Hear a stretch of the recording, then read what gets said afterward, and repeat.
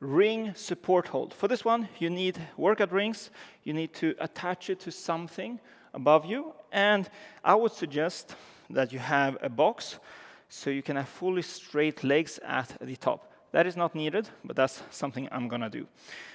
For this exercise, it's important that you keep the rings close to yourself. The goal is to have the rings close to yourself and that you rotate outwards so you are exposing your biceps forward. And then lock yourself. Depress the shoulders.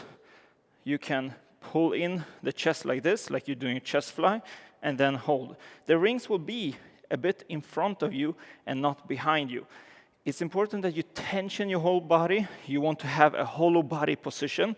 Hold, tension here, tension your legs, everything, and then static, hold. Breathe with your nose. Keep the tension, and that's it. Let me show you how this will look. So from here, I step in, I rotate, you see. In the beginning, you will not be able to do this. You will have slightly bent. That's okay. You will work yourself up to straight arms.